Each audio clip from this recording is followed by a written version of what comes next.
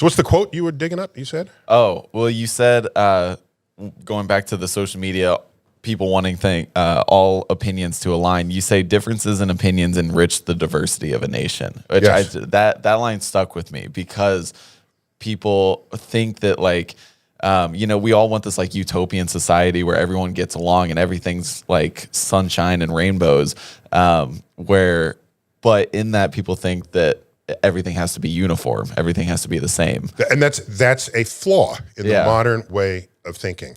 When I grew up, not that everything was great when I grew up. I mean, there was racism, rampant sexism. I mean, there was wars, Cold War, hot war. So I'm not saying things were great. But what I will say is you could be in a room and ask someone, who are you voting for?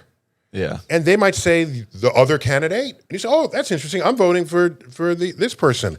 And then you have a brief conversation. Oh, what do you like about them? Oh, I like that they this and they want to invest in the parks or this, or they like business interests. Oh, I like the fact that my candidate, and it's just a conversation. Yeah, exactly. Just imagine that. And then, let's go have a beer. Now you got to fight about it. So my, I don't know who reads books anymore. It's a book. It's an audio. If you get stuck in traffic, it's audio a books. read. Okay. I did the math on, you could get through this book in like 3 days of LA traffic, okay? The whole audio book. I narrated it, I know. Okay, 3 days of audio. That's all you listen to in your own car? You're No. Wow, I love me. No. What was I saying about the, so with you go out and have a beer, and it's just a matter of, and in a democracy, the majority gets the thing.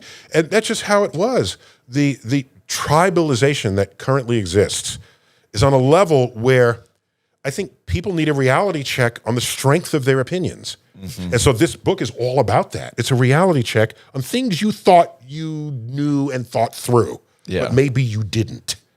And so my hope is, if you're a reader at all, if you get the book at all, I'm not here to make you buy the book. Yes, if you are. If you get it at all, read it before Thanksgiving dinner. Oh yeah. That's a good call. No, because I think one of the most beautiful things in the book is talking about the astronauts looking from the moon on Earth and then realizing that every opinion, everything that's so trivial about this world, especially in politics and everybody flip-flopping and the hatred between what your party is. And on a cosmic level, it's like, why are we not just advancing as a species? Yeah, you said it almost right. It's not that everything that's trivial in this world when seen from above. The point is, you don't know it's trivial until you see it from above. Exactly, yeah. Right? You think it's everything that matters. It's like, what? You voted for Trump? You idiot. How could you possibly? And here's an interesting fact. Again, I'm an educator here. I have never mentioned Trump in any social media posting ever. Oh, we better clip this, huh? No. The reason is in the 2020 election, what was the number? 80-something million people voted for him. More people voted for Trump in that election than anyone had ever voted for anyone else in the history of the country, except for that same election for Joe Biden. And so you can say, Trump is an idiot, and he's this, and he's that. Get him out of there.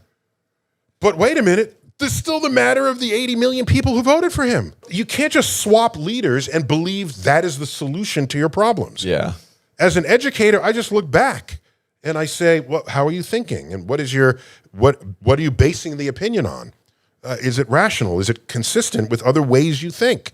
That's all I try to do here. It just feels like it's a spinning wheel of the next person in power, half the country's mad, then the next one, half the country's mad. Yeah, everybody's just mad at whoever's in power. Yeah, exactly. And it's a lot. I kind of... Oh, by the way, just a quick one.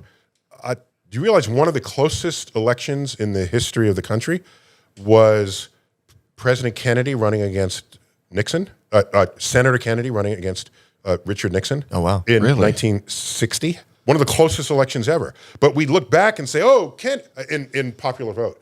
But Kennedy was Nixon almost won. But no one was thinking, I hate the country because my guy didn't get in. It just wasn't how people interacted with information and politics Why at the do you time. think social media has changed that for people? Because you have a weird view and you type that weird view out there, and you'll find every other person who has that weird view, and you become a club. Okay. You become an association.